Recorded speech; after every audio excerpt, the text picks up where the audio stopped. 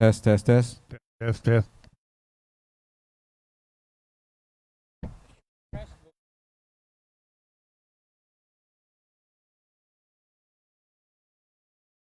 Check, check, Mike. Test, test, test. Test, test.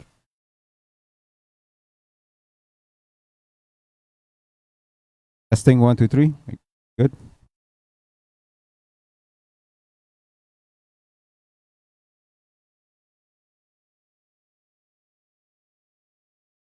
Hello. Testing 1, 2, 3.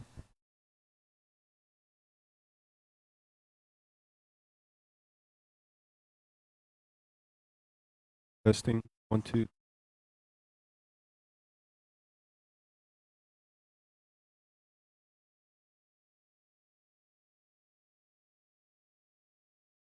Headset mic check.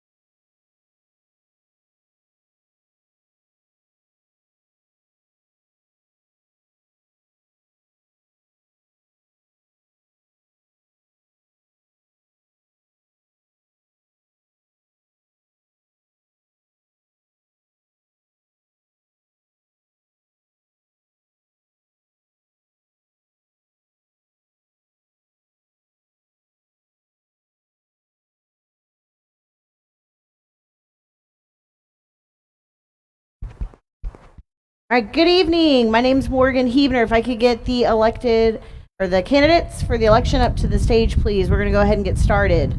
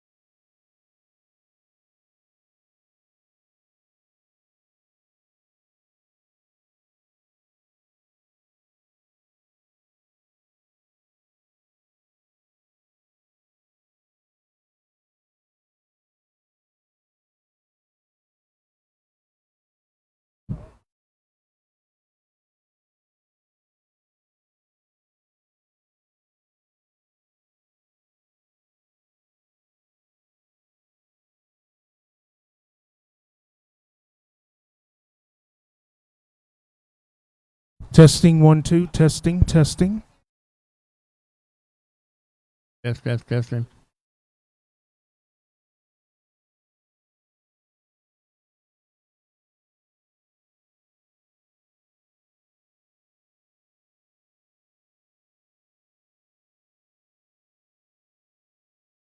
All right, you ready? All right. Good evening. My name's Morgan Hebner. I'm with the Adams Law Firm. I will be moderating this evening. Thank you all for coming. I'm going to run through the logistics and some rules before we get started with the questions. This evening we'll be starting with opening statements. We'll give everyone 60 seconds. Then from there we'll have questions coming from the audience. If requested, the questions may be read by the individual submitting, or I'll read the question aloud if that was not selected. If a question is directed to a specific candidate, that candidate will respond first. After that, any other candidate seeking to be elected for that position will be afforded the opportunity to respond as well. We'll start off with opening statements from the at-large, then Ward A, and then Ward B. I will rotate questions that are not directed to specific individuals, trying to keep the offices together so that the audience aware of who is running against whom. Responses should be addressed to the moderator and viewers, and not to fellow candidates. The responses shall refrain from referencing other candidates and not interrupt the other candidates. Rules for the audience. Please hold all applause until the candidate has responded. Please, no verbal shouting, heckling, booing, cheering. Let's please be respectful of the candidates who have shown up today. Thank you to the audience again for the candidates for participating this evening. This is a little different than most forums, as there are no preset questions, so the questions are beginning straight from the audience. There's a timekeeper. You'll see it on the screen. Answers will be limited to 90 seconds. Please be sure to pay attention to the clock. At the expiration of time, please complete your sentence, and we can limit my having to jump in and cut you off. Thank you. Any questions? Nope. All right.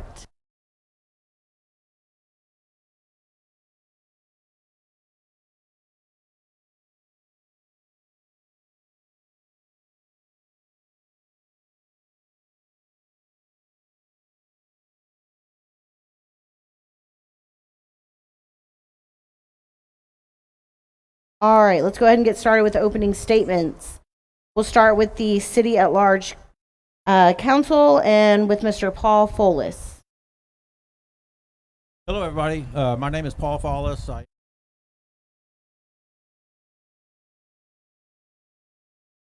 I'm Chief of Police. I have decades of service to our nation and to various communities.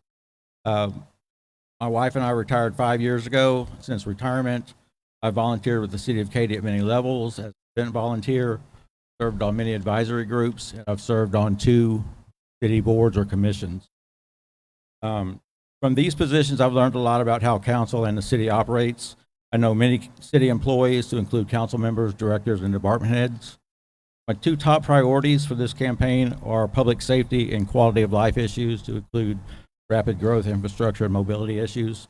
I credit my personal and professional success to my faith in God, love of my family, my ability to work collaboratively with others to identify and solve problems, and I have the proven leadership, trusted values to be your next at-large council member, and I hope you will vote for me on May 6th. Thank you.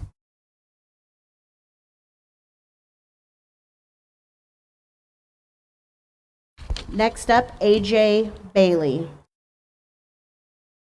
Hi, good evening, everyone. AJ Bailey, Katy City Council Member at Large. I am so grateful to have the chance.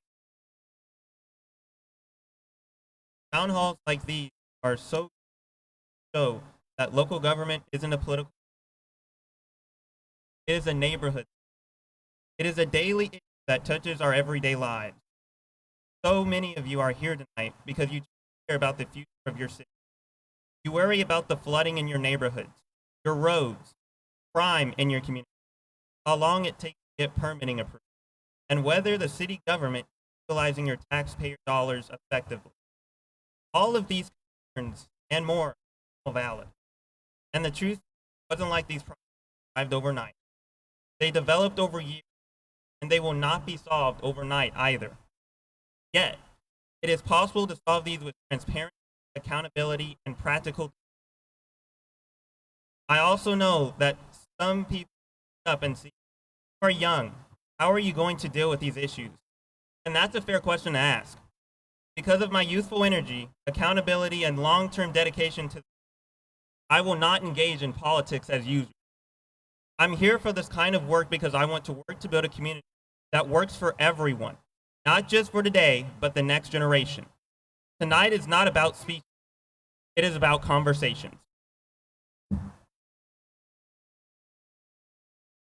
All right, from Ward B, Michael Meihls. Y'all, I'm just gonna tell you right now, I don't know anybody's names or pronunciation, so correct me and then I'll get it right the next time.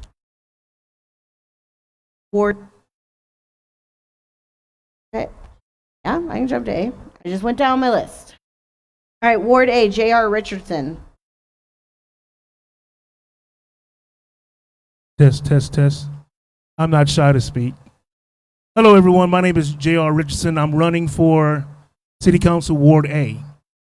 I've been in this community for about 12 years, and I have been active in this community. A lot of the faces I see out there I already know through either me being on the Convention Tourism Board for the city, the YMCA, Katy ISD Foundation, the Katy Area Chamber. There's more. Cap Alpha Psi Foundation, Katy EDP, and Waller County EDP. I know this city infrastructure, I know the community, and there's some things that we need to improve. We need to improve public safety. We need to do smart growth. We need to work on our infrastructure. These are the things that are important to Katy's future, not today. Again, for the school board, I am not a politician.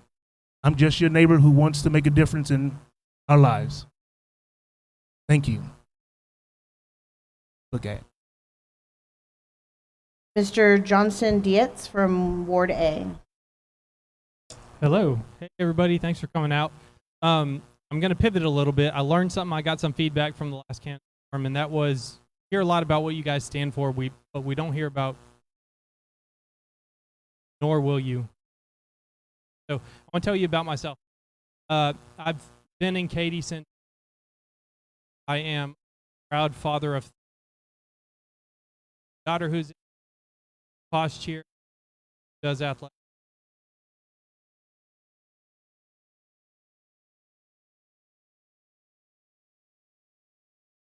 Here's married. We got to Katy as quick as we.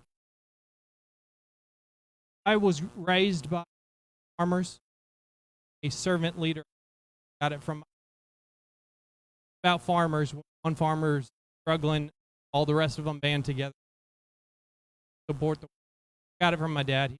That would take his own shirt off if anything. I've been active well for just with actually Mr. Dusty.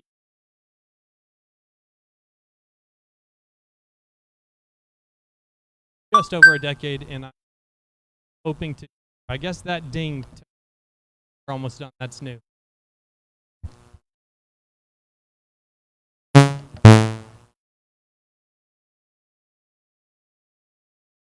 Look at that.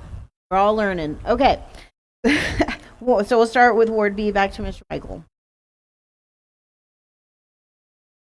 Is this on? This election matters because we're about to have an almost entirely new city council. The decisions we make will directly impact the lives of Katy residents for years, if not decades to come. There's always a learning curve in a role like this, but experience shortens the curve, and that matters. My name is Michael Meihls, and while today I own and operate my own custom woodworking business that I've built over the last 7 years, I'm also a stay-at-home dad with our growing family. Before that, I spent 20 years in manufacturing operations, leading teams at different levels with a focus on improving processes, reducing waste, and making sure things run the way they're supposed to. Alongside that, I've spent 9 years on my HOA board, including 7 as president. And I know, Sean, that checks a bingo box for you. I've been responsible for decisions around budgets, drainage, and infrastructure that directly affect my neighborhood. In these roles, I haven't just been a part of the conversation. I've been responsible for the outcome. That means listening and engaging with the people involved, working through trade-offs, doing the research, and making the best decision I can.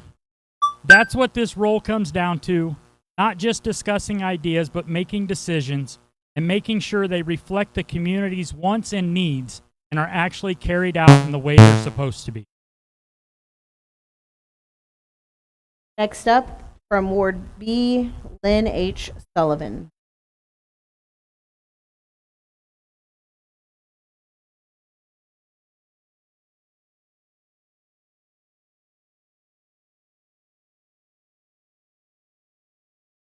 Hello? Sorry. My name's Lynn. Carolyn. This past week, I've had to not surprise, nor am I trying to hide anything. Those close to me were aware of this. But, tell you what, another thing. Katy has happened to me, but it's still working. Katy isn't too far gone. The outpouring of love and support, the comments, messages, and calls I've received from friends I barely know, even from a majority of the candidates. This only reaffirms exactly where I need to be. Fighting for you, protecting our city, protecting every outskirt, every resident, protecting what we have left, and hopefully restoring parts of Katy that many of us remember fondly. Thank you. From Ward B, Roger Lowry. My name is Roger Lowry. I've lived 10 years. Came from Tulsa.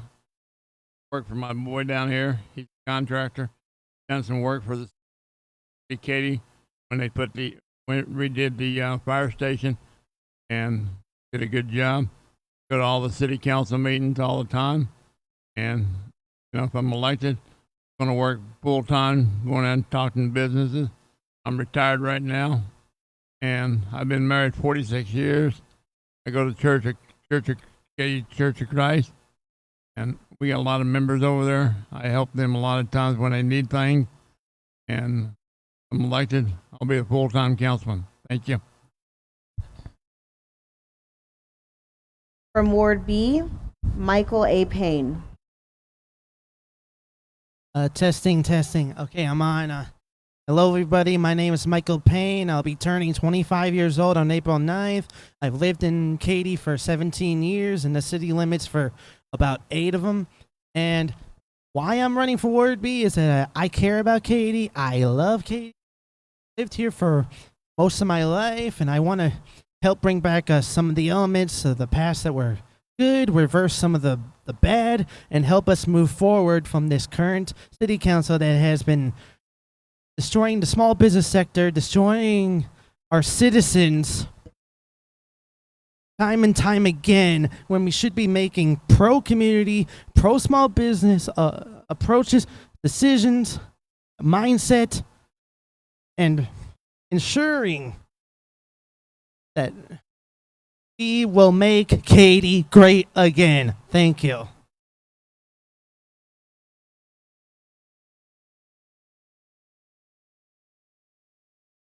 Question. Miss Sherry Booth, if you would like to read this question out.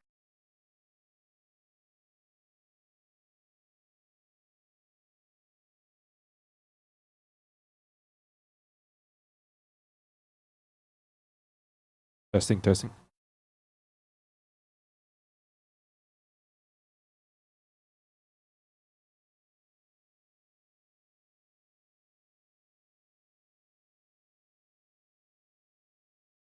Town Katy resident for 5 years.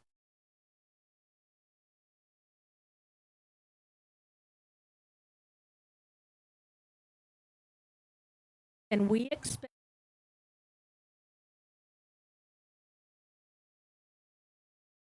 there's been a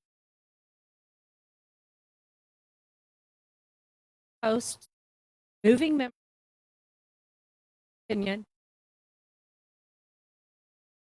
Will you still moderate the forum?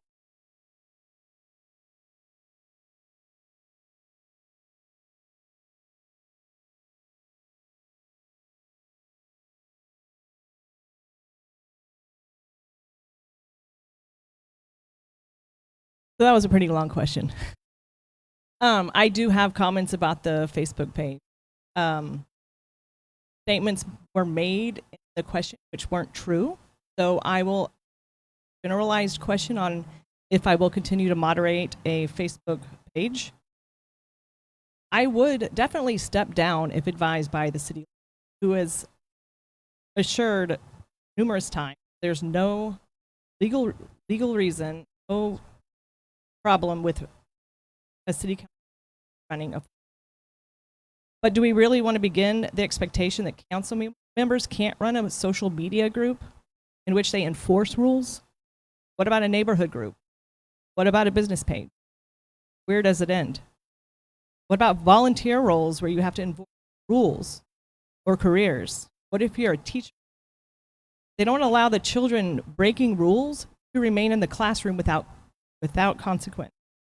Where do we draw the line between part-time city representation and activities we're involved in beyond that?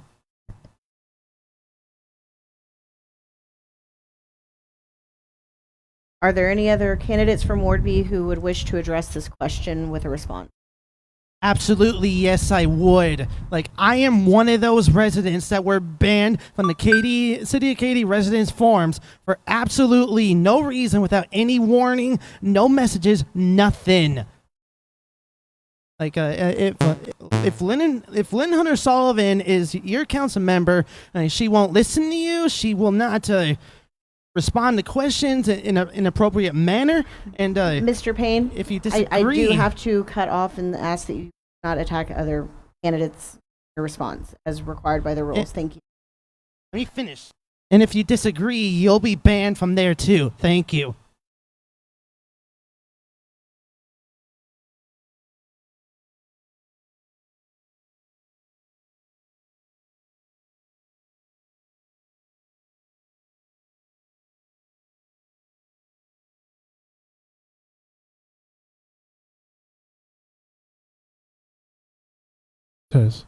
We can't hear the person asking the questions because that microphone is giving feedback. So you, not yours, when the person is reading. I'm saying when she was reading, we couldn't hear the question that she was asking. Thank you.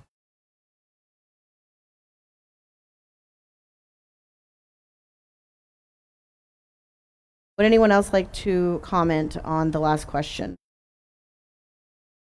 Okay, moving on.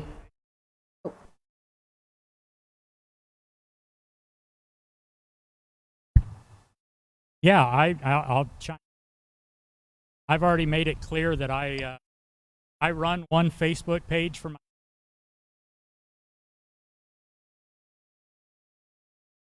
my wife, who is also moderates. She will be stepping out of that group should I.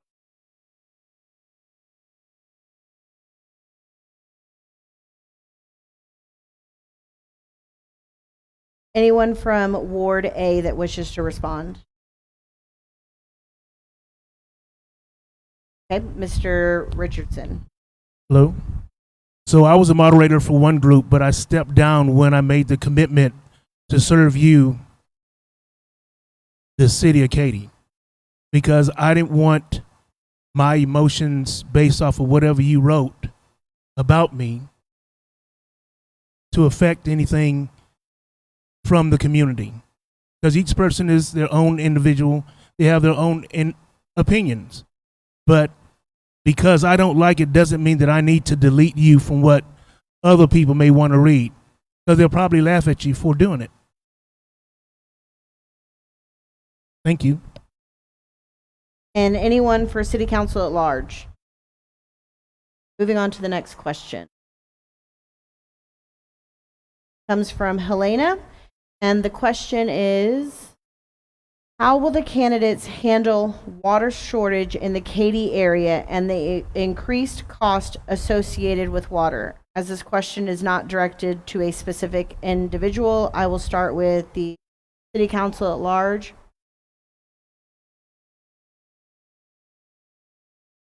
Yes, I will repeat it again. How will the candidates handle water shortage in the Katy area and the increased cost associated with water? I will start with City Council at large, and we'll start with Mr. A.J. Bailey.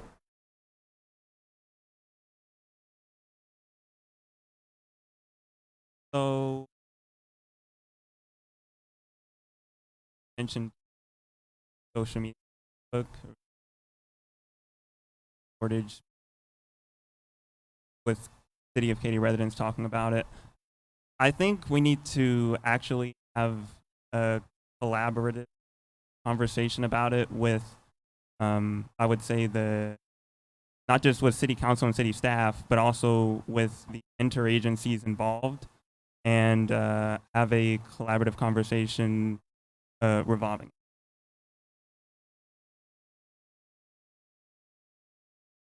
And Mr. Paul Follis.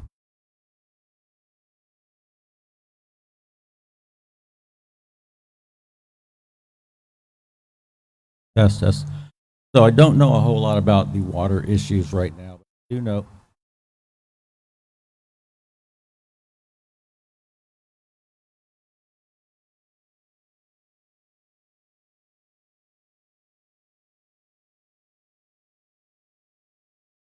that we have just that gone, the groundwater is gone, and the use are moving to a new system. Surface water, I don't remember, moving to a new system that's supposed to provide to us. A few years away. I don't know. That's been made clear to everybody. I know that probably not a popular thing, but it's going to cost us more money paying.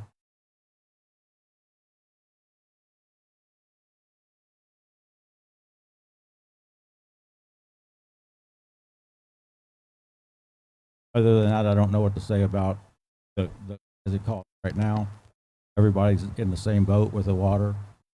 I don't know that there's a way to bring those prices in. I do agree. Okay.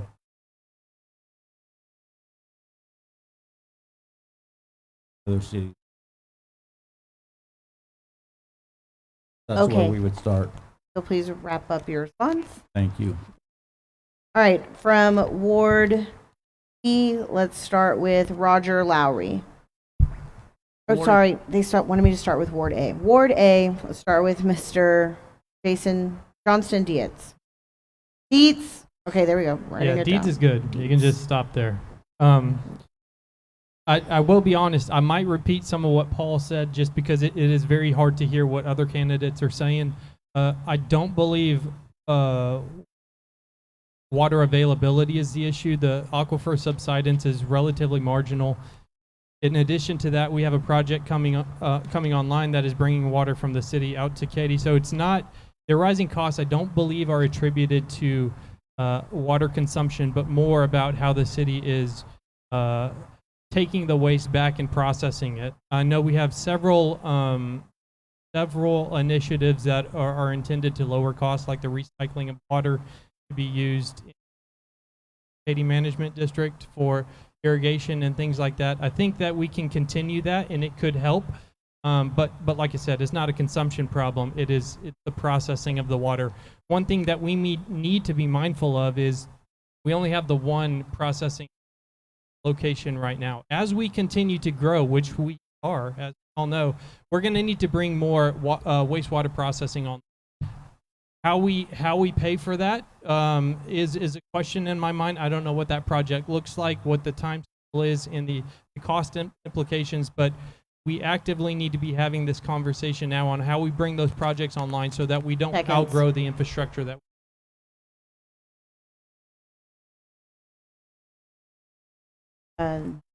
Roger Lowry for Ward B. What I would do if we had water problems every year, cut back. Once in a while, have people for their yard every so often. I know people don't like it, but that saved the city a lot of water, a lot of money on their water. Thank you.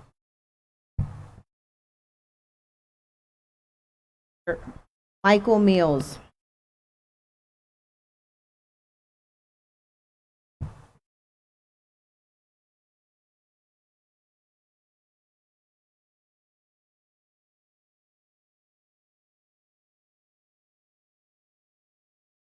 You can pick me out whenever you want me to talk. I'll just sit here and wait till you call my name.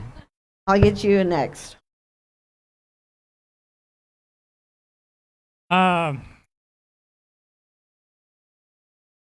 First things first is obviously we have pipeline for Lake Houston. We'll have to increase our wells in Lake Waller County, obviously. But the big thing that I think we need to really take into account, and I'm sorry that this is going to upset some of you, but those of you that are in subdivisions that are more prone to use water when we're suffering, you should be paying more for it. If you're going to water because you want all your grass to be green, it should be an increased cost, and we absolutely should have a use-based pricing model in those situations. That's what I'd like to see.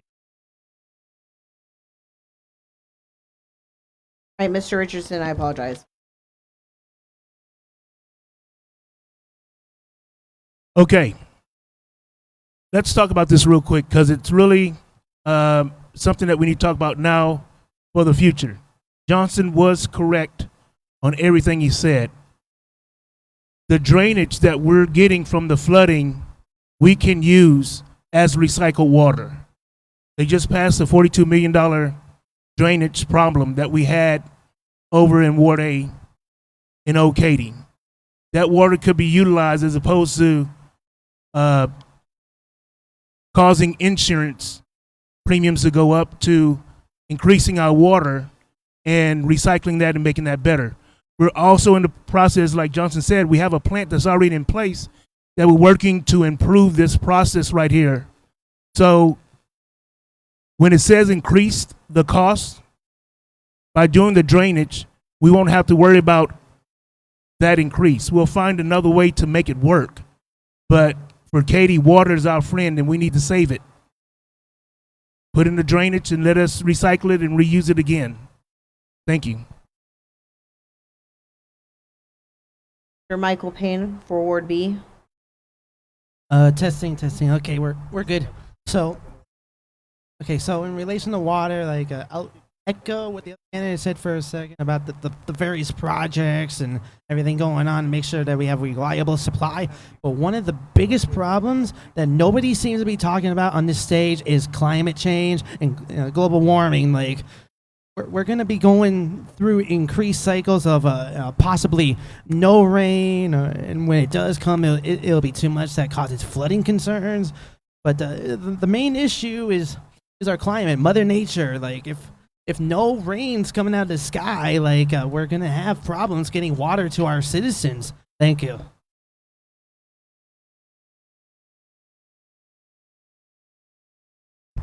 Lyn H. Sullivan for Ward B. So I think a lot of the issues with rates have been addressed, but I'd like to maybe see some discounts for their retired residents. But some of my ideas that I've had about, or concepts I've had that might help with our flooding issue possibly could pertain to this. I'd like to, we have a lot of neighborhoods in Katy that are not HOA. It'd be really neat, I think, to educate people on native landscaping, how much less water it requires, but also when it is flooding, the absorption rate of these, we've learned from the prairie, of these landscapes are quite significant. A good neighborhood to look at is Cross Creek Ranch, Johnston Development. They have all their median, their native landscaping. It's been a pretty good community, and it's, you know, the worries that people had of pests and beautiful out there, and that's another creative solution. Last, not repeat anything.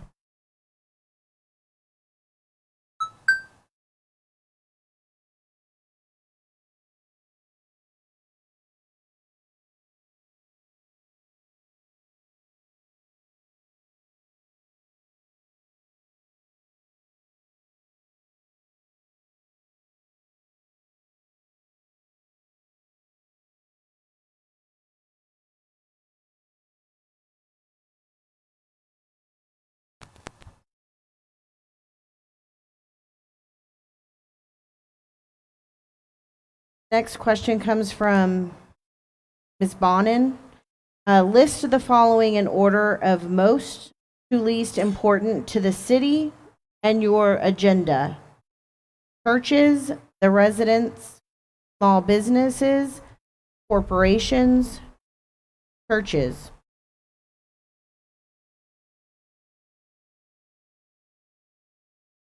Reading it as given. All right, thank you. Let's start with City Council at Large, Mr. Paul Follis.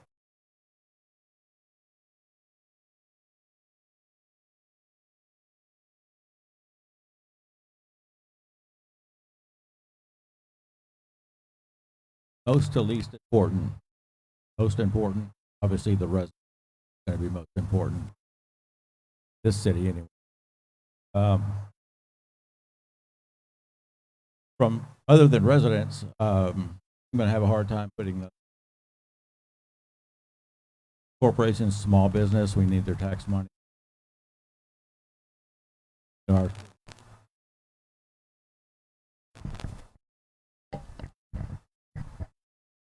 churches that are listed twice. Obviously, churches are important to us.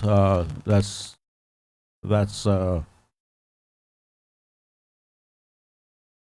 very important. I hate to put that last. You know, everybody needs a place where they can go and spend time with God and their families. And as important as that is, and I hate to put money first, but without the businesses and the corporations, we're not going to have much to go on. So, sorry, God.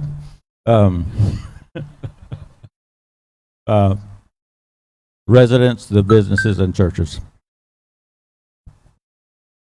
AJ Bailey, City Council at Large. So to rank them in order, I would say the residents, because with no residents there is no to begin with. I would go down into small businesses, since they are, if not one of the helpers of economic growth within the city. We need to make sure that we're definitely prioritizing churches 100%. That religious 1,000% heard, and corporations.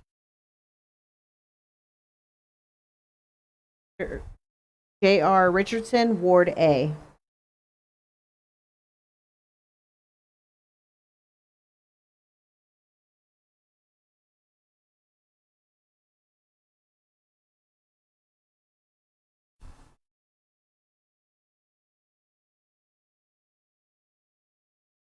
Yes. Hey. Looking at this list, it's very interesting because we all need all of them be successful. But I would say the least would be, to me, corporations. We don't need a battery plant in our backyard in Ward A. We were known as the city of churches at one time because we were a faith-based, Christian-based, Bible-thumping city. We used to have a sign when you came into Katy off of 90 that said that. So I would never give up my faith. Small businesses come from residents. You make the small business breathe, live, and thrive. Of course, residents, without you, we wouldn't have Katy. We wouldn't shake hands with everyone next to each other. We wouldn't see each other 3 or 4 times a week, either at Snappy's or at Southern Doe or just walking your dog. Those are the things that make up Katy. So again, corporations got to go because we can live with small businesses because we take care of our own. Thank you. Mr. Dietz for Ward A. I agree, residents at the top, corporations at the bottom. The question really is are churches before small business, or small business before churches? We'll say, me and my family, in the way that we are raising our children. But as the Bible says, where 2 or more are gathered in my name, I am also. Don't necessarily subscribe to the idea that you have to be in a church to be a man. But I do think churches are important. I think they do a lot for the homeless. Doesn't always get the. So is it small business or is it churches? To be honest with you, they're right there. Even for me, I'm a business advocate. I love everything about small business, but I think churches are necessary in the community. They're the community. So I'll just leave it at that. And Mr. Michael Payne for Ward B. Okay, so in order, I would go residents first, obviously, because we can't have anything else without a strong community. Small businesses second, church is third, and then corporations way down at the bottom. Like, we could use a little less corporate influence, less corporations in our city, our nation. And let me explain that because my philosophy in this entire campaign is and always will be pro-community, pro-small business, and we are the city of churches. Thank you. Mr. Roger Lowry.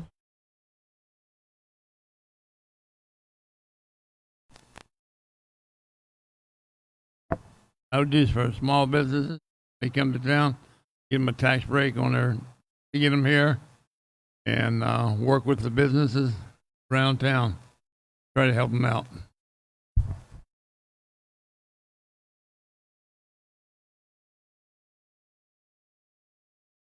Mr. Michael Meihls for Ward B. Yeah, I know this is a shock, but residents would be first. As someone who's been saved himself, churches would be second for me. Small business, as a small business owner, would be third biggest and most important thing. And unlike some of the other statements up here, corporations would be fourth, but that's not a bottom big separation or anything. Corporations in the city of Katy also serve a very important purpose. That's how your property taxes stay down. I need those corporations to be here. So it is higher than what we are getting from some of the other candidates, but they would be fourth.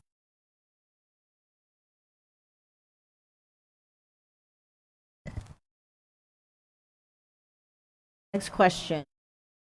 Lyn Sullivan. Right. So, residents first.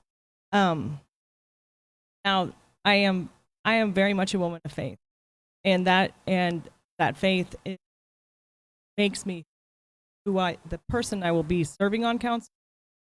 But with my agenda, I would probably put church. Breaks my heart, but small business second, corporations third. We definitely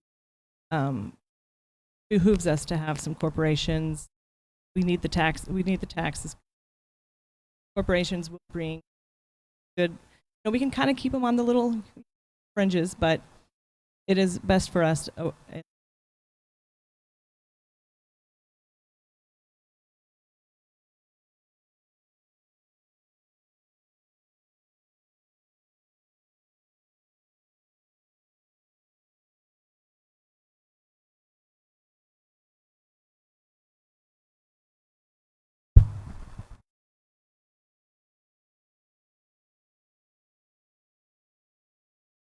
Next question comes from Linda, who's asked for the moderator to read it. This is a two-part question. Once the drainage is complete in the Bartlett area, when do you anticipate to do the streets? Second part of the question, how will the streets be done? Concrete or asphalt? Let's start off with Ward B and Mr. Michael Meihls.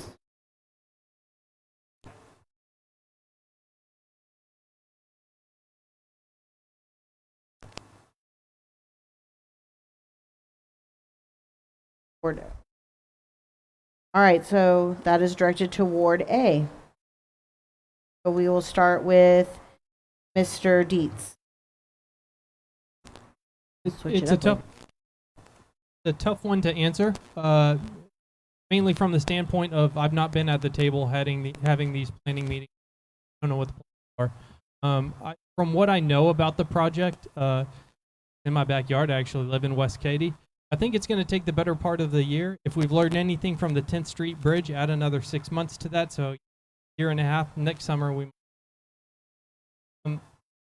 How will it be done? The first, I can't answer that without knowing the budget. I'd love to see what has been appropriated for the project and how that is being divvied, because there's more than just concrete or asphalt that goes in. I'm not sure what the competing quotes are. What would I like to see if that was how it was phrased? I love the idea of asphalt. Personally, I love working with my hands. So if there's a pothole, there's no reason why I can't get fixed at my. But it's a tough question to answer because we haven't been at the table having these planning meetings. A large part of the decision need to be driven by the budget. I'm just.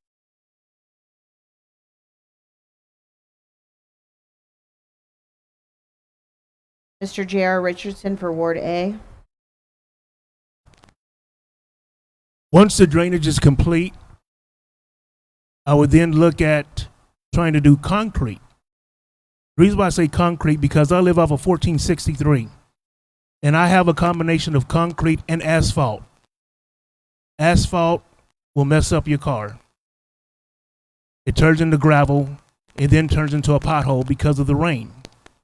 Concrete drains. It goes someplace else. It doesn't stay on the asphalt. Now, once this happens, if I'm in that office, then we're going to talk about the budget. I'm going to have to learn how to help from Ward A, Ward B, and at large to get some funds, if it's not there already, to make this happen. And I will fight for that, even though I don't live in Bartlett. I still want to be your voice to get it done. And trust me, I'll get it done. If any of you know who I am, you know I'll get the job done. but asphalt no, concrete yes.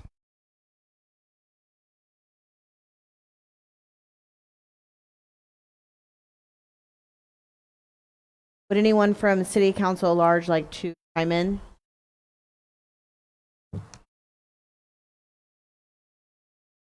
Right, Mr. Paul Follis.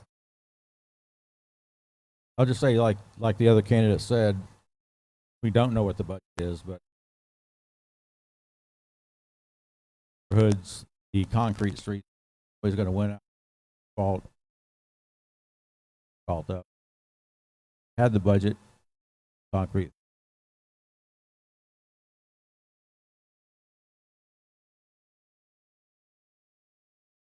Mr. AJ Bailey, City Council at large. Hello, can you hear me? Well, according to the 2024-2025 adopted budget of the total expenditures, at around $50,690,000. So I think looking into the city budget and analyzing it, this is more of a city manager also question as well. I think it's important to understand the importance of how our city government works. So I would obviously want to make sure I'm having a conversation not just with the council but also with the city. What are the effective ways to get this reached?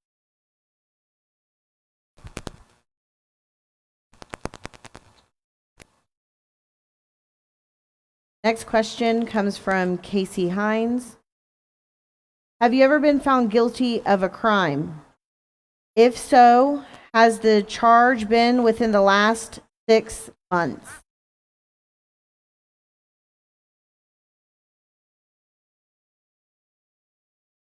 We'll start with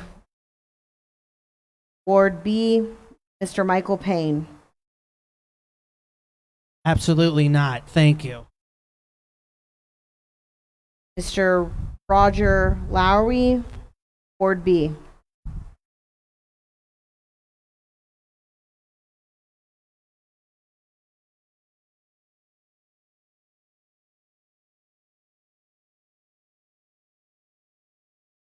Lowry. Okay, Mel. Yeah, I've never been found guilty of any crimes, stuff like that.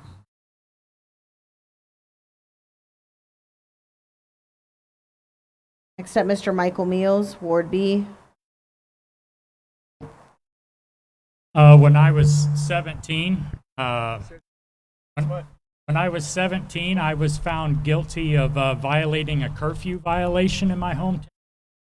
I think that's as far as I can go. Lyn Sullivan, Ward B. When I was 16, I got a ticket for speeding on Morton Road, and I was horrified. But also, a couple months ago,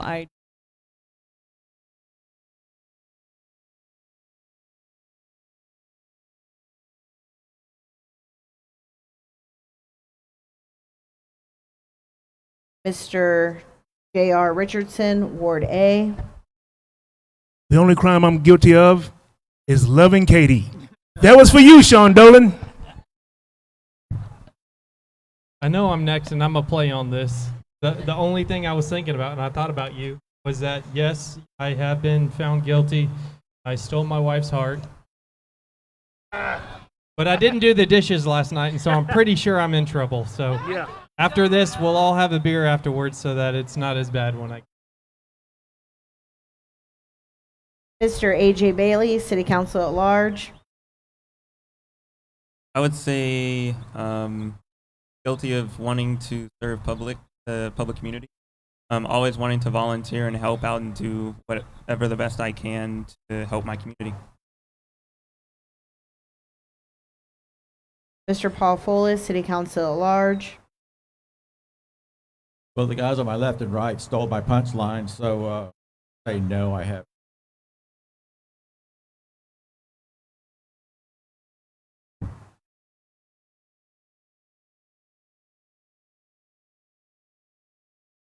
Next question comes from Baldwin.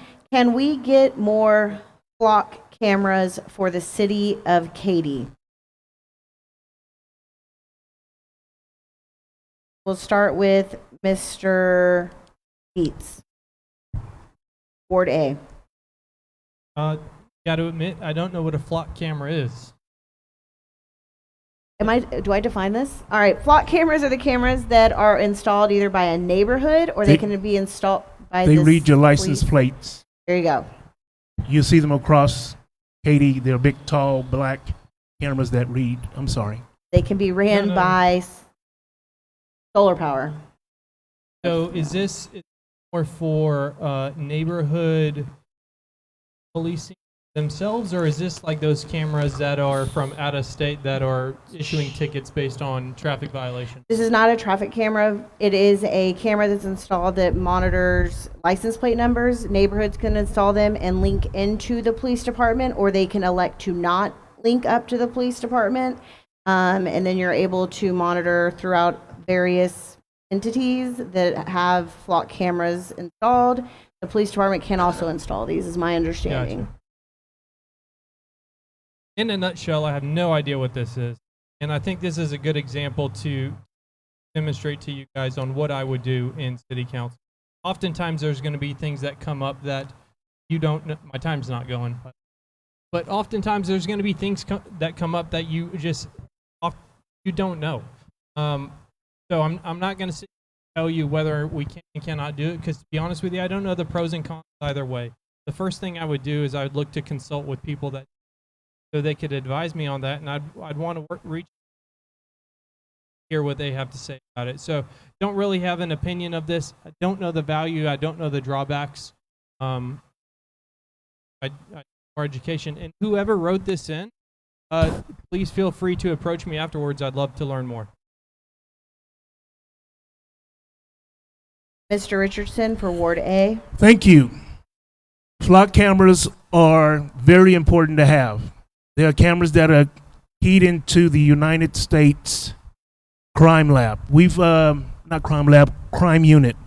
We've captured several sex trafficking, drug trafficking in the city of Katy from flock cameras. They originally started with HOAs, getting them to protect their neighborhoods from being crime involved, from either stealing cars or vandalizing someone's house. I did speak to the chief of police about this and wanted to see if we could get flock cameras in Ward A. The problem that we are dealing with right now is there's so many streets that are open that we would have to put a flock camera at each street. The Katy Street, the First Street, the A through D Street, and it's not conducive for that. He did say that there's an opportunity that we could put them right there off of Franz Road, coming into Katy, and possibly going down First Street, I believe, to protect that. But the answer is yes. I would definitely want to get some more flock cameras because I want your property to be protected, and we don't need crime coming here from Houston. Thank you. Going to Ward B. Let's start with Miss Lyn Sullivan.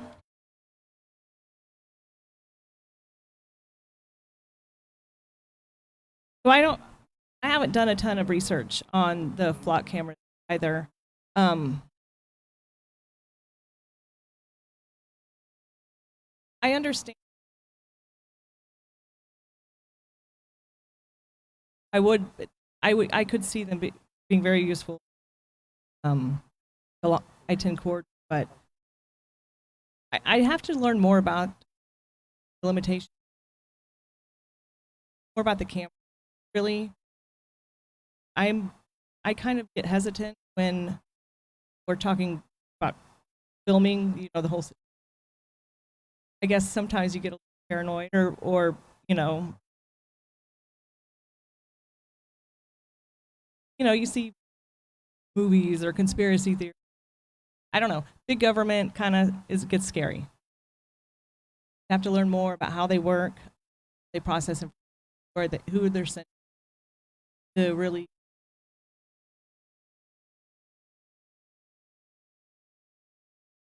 And let's go to Mr. Michael Meihls for Ward B.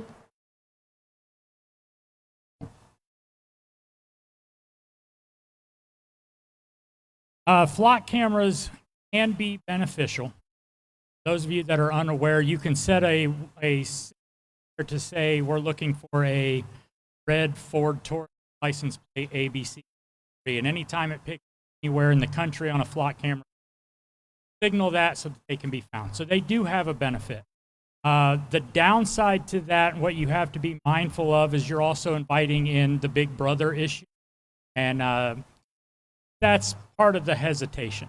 That being said, personally, I like the idea of flock cameras. I've seen the safety aspect of it. We have in my neighborhood, it's not a flock camera, it's a competitor, but we have used that specifically because we've had things like tires stolen off of guys' pickups, and they are able to track who has come into the neighborhood and then who left. So you're in that car. And KDPD actually has access to our system as well. So it does have the benefit, but you do have to be mindful of the big brother aspect. Mr. Roger Lowry for Ward B.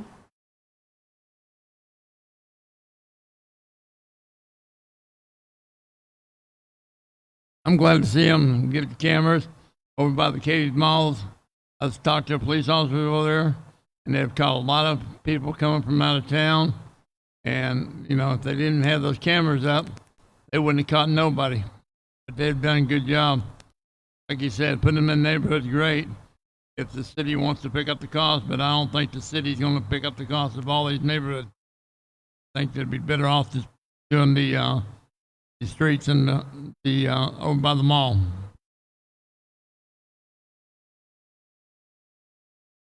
Mr. Michael Payne for Ward B. Absolutely not. I don't think we need flock cameras or any other competitor here in the city of Katy. Flock specifically has been proven to sell to multiple government agencies. It is a major violation of our privacy, and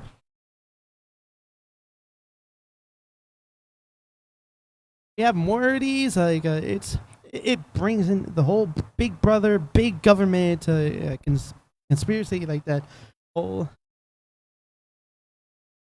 concern that we're always going to be watched 24/7, and like, we don't need any more of that. Thank you. Thank you. Mr. A.J. Bailey, City Council at Large. Hello? Okay. So I'm gonna give you a human answer, not a fake answer on this. I believe it's important to first with the Katy staff regarding this, because I also want to get more information before even taking up on this, and I also want to mention that I want to make sure that is this actually gonna help reduce crime or staggering. So I want to make sure that I'm addressing the issue on that head on before making any decision with that whatsoever.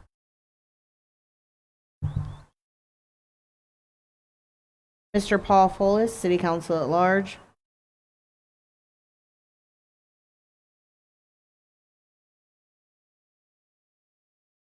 A couple things about flock cameras. Flock cameras are amazing tools, equipment, thing. Again, it's been set up here already. Take a license plate that's into your neighborhood, run it.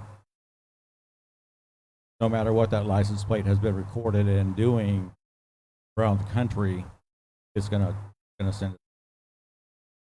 Stop that. Stop crime.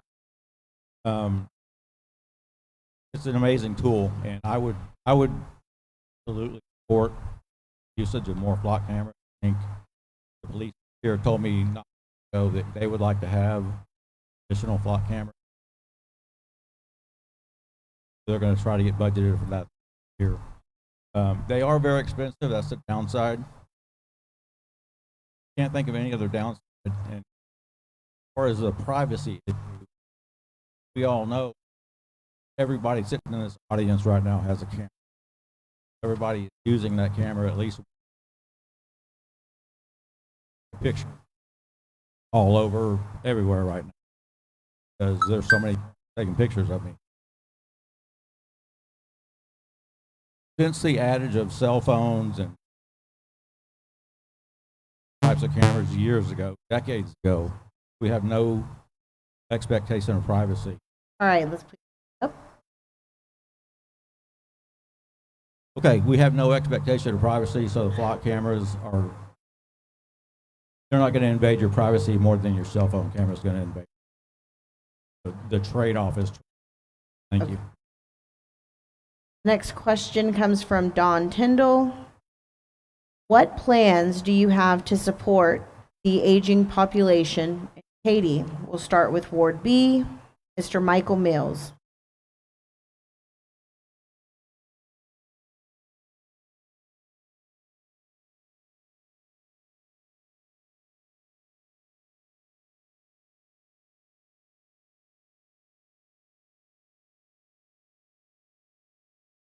All right, so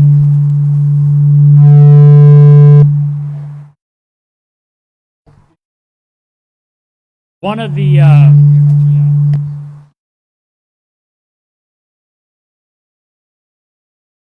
here we go. One of the funnest things from this campaign actually been, and I'm going to admit this because a couple of you here have known and laughed about it. I've actually met quite a few of the members of the elderly population in our city. I have joined a crocheting club, and I have learned to knit. So I have taken on a lot of their the things that they have that are going on. I think we have an amazing senior citizen center in the city of Katy. I would love to see us continue to support that. I would love to see some expansion of the programs that they offer. I know one thing that they suffer from right now is a lack of storage. We need to work on getting some of that taken. But I would like to make it known what we actually have and offer through that system. It is a wonderful building and wonderful programs. And if you are not taking advantage of them and you are eligible, you are missing out, because I have had a blast. Some of the grandmas have already adopted my newborn daughter, and it has been fantastic. I highly recommend you guys look. Mr. Roger Lowry of Ward B. Yeah, like I said, I support the seniors group over there. Go there a couple times a week and talk to them. They do a lot of things for the business, the neighborhoods. They play bingo. They go on a lot of trips and everything. I'd like to support them more. They just, like you said, they need a bigger operation. That building they got is so small. I'd like to see them get a bigger building.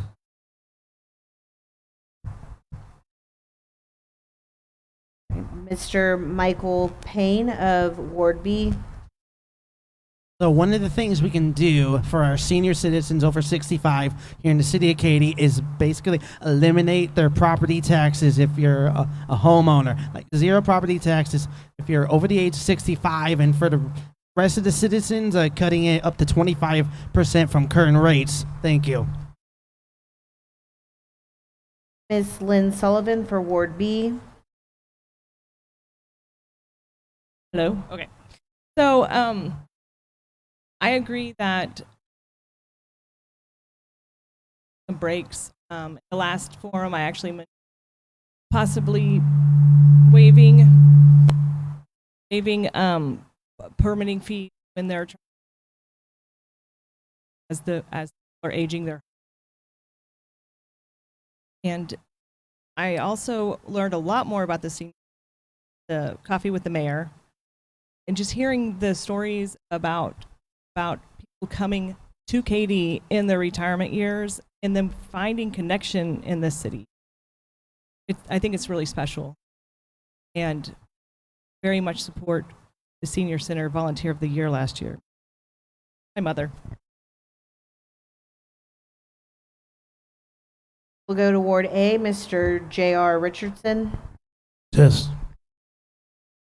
One of the things that are important to me about seasoned citizens, because they're not senior, they're just aged well here in Katy, is I know there are state grant programs that we can provide to give resources for them.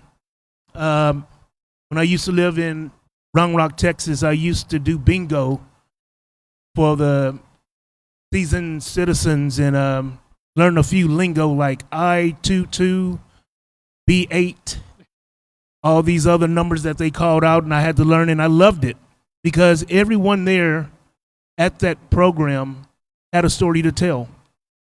Every seasoned citizen here in Katy has a story to tell. I think the city needs to be more involved with them. I think we need to hear what they have to say, sit down.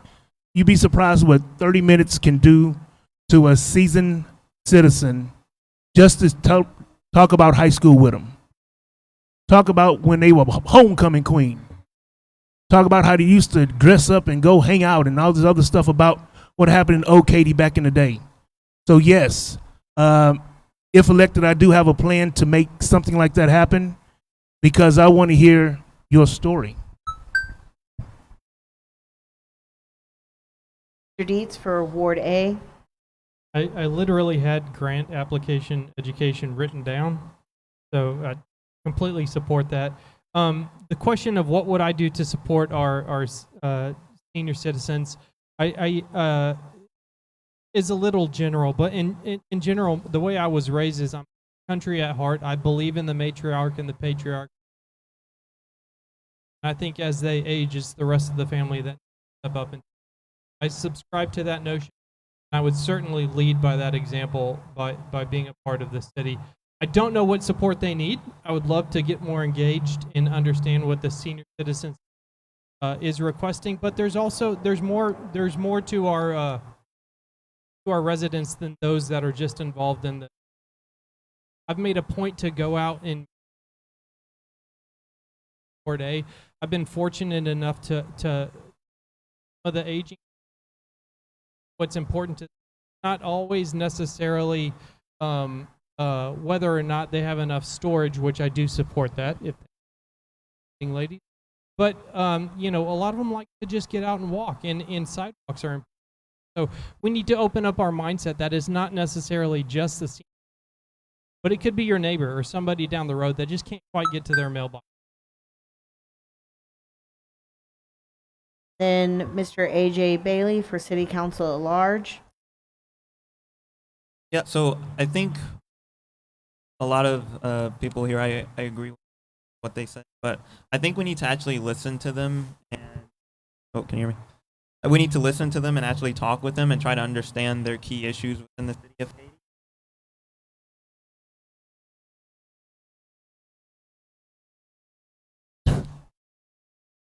Hello? I believe that we also need to provide additional services such as digital literacy to the community, and that's my answer.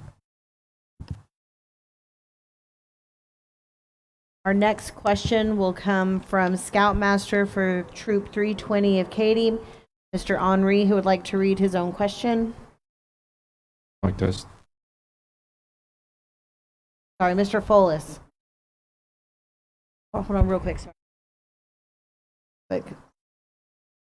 Just a couple things on that.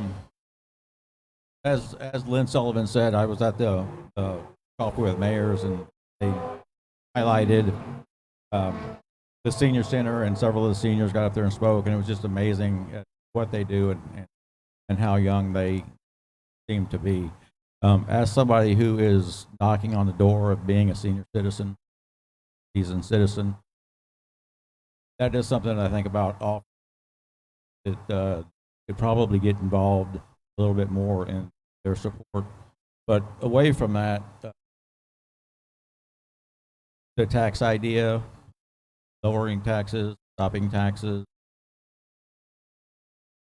for those 65 and over, I would certainly appreciate that. I think it's just very important, as Johnston Dietz said, that we support the seniors. I like the hierarchical thing too, because I'm almost there, but they do need support. Some of them, not all of them, but just interaction goes along. think that we could do a better job, citizens of this community and country and this world, if we gave a little bit more respect to people that pave the road and make it possible. Thank you. Group 320, question coming from. Like this. Thank you and good evening. My troop here in Katy has raised all of the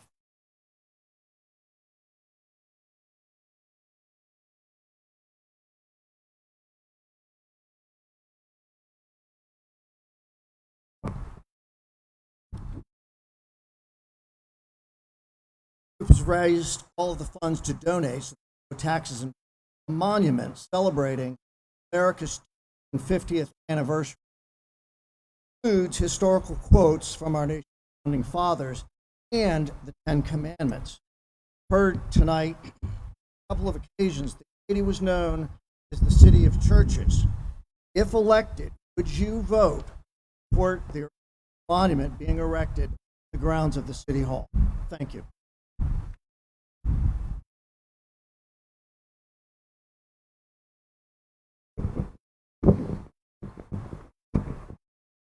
All right, let's start with Ward A, Mr. Dietz. Mr. Barber, right? I think is the last name. Yeah, nice to meet you. We talked the other day. Just full transparency. He asked me a similar question. I'll tell you guys what I told Mr. Barber on the phone. We are a family of faith. We do believe wholeheartedly that in God and Jesus, and we worship as such. And I'm raising my children in that capacity. This is fully something that I would support if it came to up for a vote. The one thing that I caveated in my response yesterday is something like this is reflective of all of Katy. I recognize that it is donated to, funded elsewhere, but it's a recognition of all of Katy. So with that in mind, I'd love to understand the background behind whether this is something that was supported by the community and the citizens, something that we want, or is this something that was just erected in our honor and donated to us? I do think it's important that it's reflective of us as a whole. I don't have the background to know how or what we have done to promote that education and get the citizens involved. But all else being equal, if the community wanted it and the other members of the board would support, this is not something I would stand in the way of. We are a God-fearing family. Support the community as.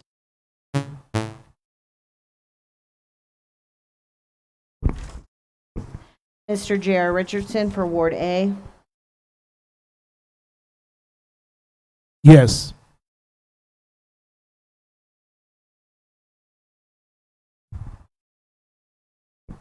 All right, Miss Lyn Sullivan, Ward B.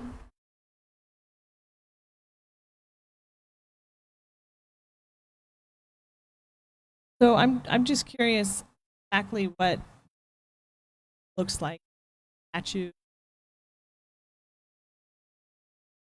this. But I'm inclined to refer back, Constitution. I'm very open with my faith. God is the. But I put myself in. Would that be appropriate? Something.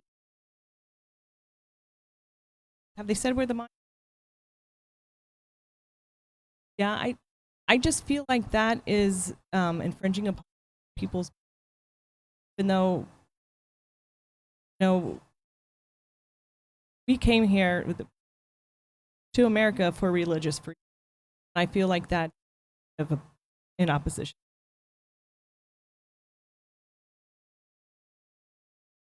Mr. Michael Payne for Ward B. Absolutely, yes. And the fact that our outgoing city council hasn't done this is shameful. Shame, shame, shame. Mr. Roger Lowry for Ward B. Yes, my boys was in Boy Scouts and Cub Scouts. Sell a lot of popcorn. I think that's a great idea when they do it. That raises a lot of money, no taxes or anything. And they sell a lot of popcorn. Mr. Michael Meihls, Ward B. Mr. Barber, nice to finally see you. I know we've been playing phone tag on this. I actually would very much so support this based off of the 250th anniversary, the Founding Fathers thing. I believe Ms. Sullivan touched on it would require the city attorney to sign off on it. As long as we got that approval, I 100% the only caveat. Mr. Paul Follis, City Council at Large.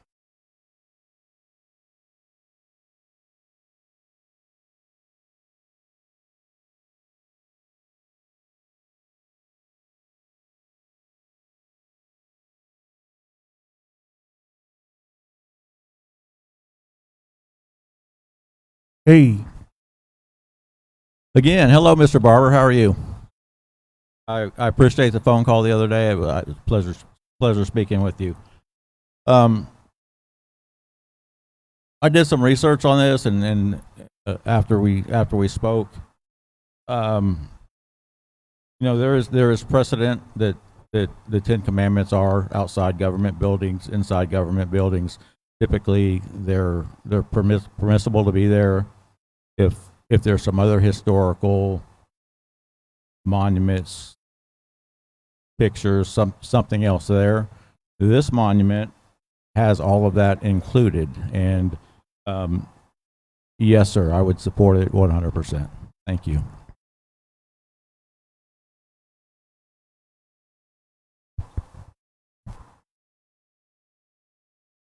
And our last question for the evening. Are you in favor of opening the Civic Center for public rental, or do you prefer to keep it as it is, where the public is not allowed to use it? We'll start with Mr. A.J. Bailey for City Council at Large.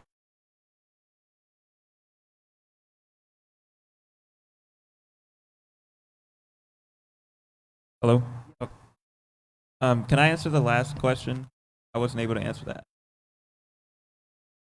Please answer. Okay. So this is something that I would actually want to talk with constituents in the city of Katy before providing a yes or no answer. I'm totally 1,000% in support of celebrating America's 250th anniversary. However, I want to make sure that I am always prioritizing the city of Katy residents first before making judgment call.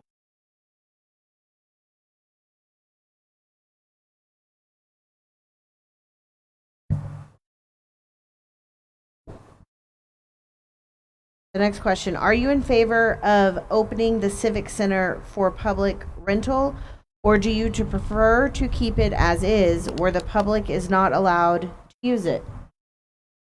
Mr. A.J. Bailey for City Council at Large.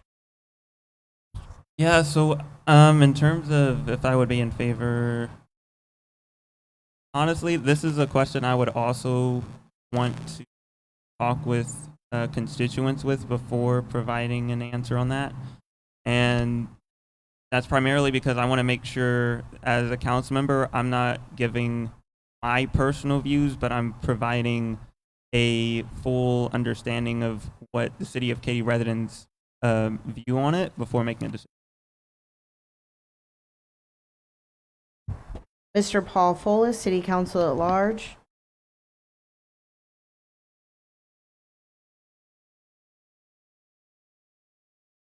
My opinion on this is that city civic center, public funds, city.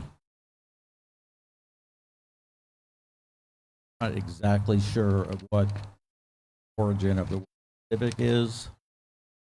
Help me. I think it includes the public, citizens, residents of. Now, having said that, I would support public usage of the Civic Center by groups other than just the city. However, I would want to make sure that the property is taken care of.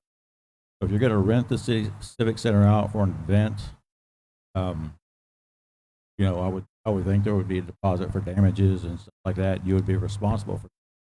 I think to come out and just lock doors and not let anybody use that building is a waste of our tax dollars. Thank you. Mr. Roger Lowry from Ward B. I have no problem about opening to the public to rent.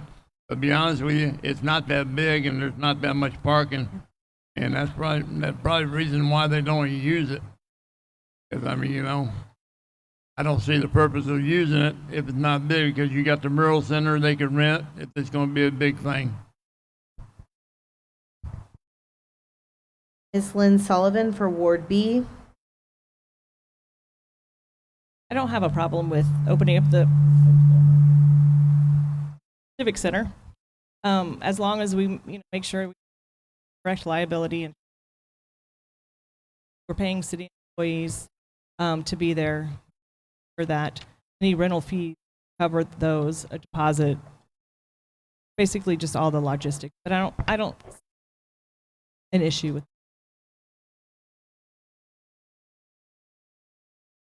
Mr. Michael Meihls, Ward B.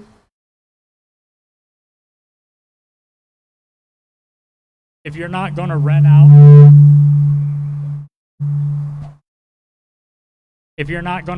the center, we need to rename it. Now, I know there have been proposals that we've put together from the employees that would limit the use as far as to certain groups, but absolutely there are public groups be allowed to use things like HOA meetings, Boy Scout meetings. So if you wanted to limit certain activities, I'd understand, but yeah, absolutely. If you're not going to allow that, then it needs to change the name. It should be an annex at that point. The public's not going to be allowed to use. Mr. Michael Payne for Ward B. So this is actually one of the issues I've been most vocal about ever since my mayoral run last year. So yes, the Civic Center should be open for weddings, indoor small events, get-togethers, meet and greets, or whatever the citizens might need at that time, because there are other venues to rent, but the one of the biggest complaints is that they cost too much money, and the city could provide an affordable option for those people who can't rent out the Meihls Center or anywhere else. Thank you. Mr. J.R. Richardson for Ward A. Test 1, 2. The Convention and Tourism Board helped provided the funds for this. This came from hotel tax, and it was built for the use for public use. Now, I think we need to understand what public use is. I think it should be done for the city of Katy, not Katy proper. People who have nonprofits that are down here, organizations that could help get more people downtown to Katy. So let's say they go shopping, let's say they do dinner, let's say they go look at some antiques. There's a whole bunch of things that they could do to lure some people to come down to Katy, more so than something that we do quarterly. So I would definitely allow clubs, nonprofits to rent that, but there is a caveat of a cost to rent it and fees. And I would also make sure that they have police on site just in case. Mr. Dietz for Ward A. In short, yes, 100%. I think there is an opportunity here, to be honest with you. You mentioned a good point that I hadn't otherwise considered. And Lynn, your topic of the insurance, I think, is really good. Why we don't do this, to be honest with you, I don't really understand. It should absolutely be open to members of our community. Should be able to register for it. You can pay a deposit, and assuming that you follow all the rules that would need to be in place in order to rent this thing, and it comes back clean. You get your deposit back if you're a member of the community. Absolutely, we should do it. If you're outside of the community, it's potentially a revenue generating opportunity where you could pay to lease the space for, I don't know, an hour, 2 hours to host banquets, host events. Absolutely. Why we don't use this space for more than just city meetings, I don't quite understand, but I belabored the point. It's hard when you're last up here, all right? Everybody else has already said everything. But to answer your question specifically, yes, absolutely. I would support this and be all. Thank you for the candidates for being here this evening and answering questions for the citizens of Katy. Thank you to the audience for also appearing and being kind and respectful during the responses. To all of our viewers on Facebook, and additionally, thank you to the Dryer for putting this together and hosting. That last question.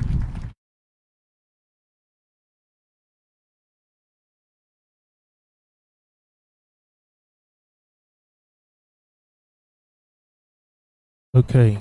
Tutu. Sure. Y'all want to do closing statements? It wasn't on my list. All right.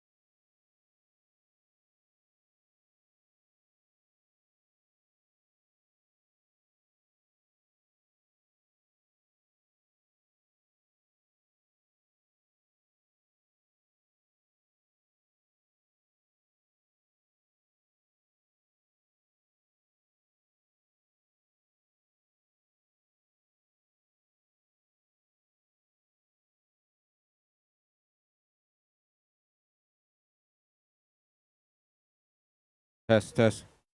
If all the candidates are still here, I have an idea. Do y'all mind to take a picture with the mini train? Just all the candidates, just 8 of them. Okay, so we're gonna run the train over here, and you all can get on board. My crew is gonna start running the train. Well, actually, guys, why don't we start it over there? Easier.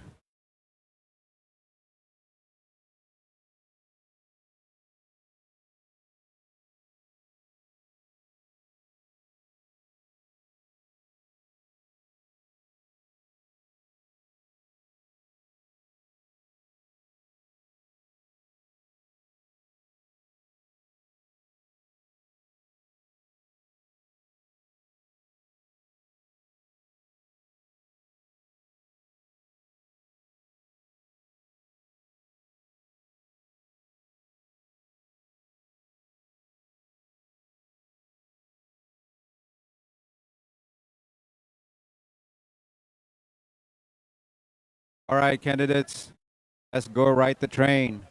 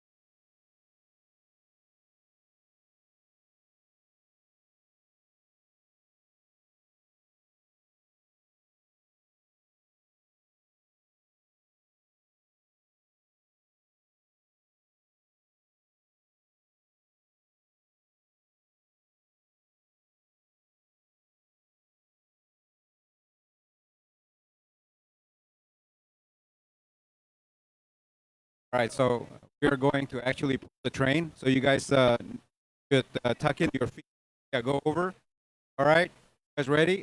People that take pictures, you guys can come over here, closer to here where they're gonna pass. We'll take good videos when they pass the train. All right, everybody, come with me.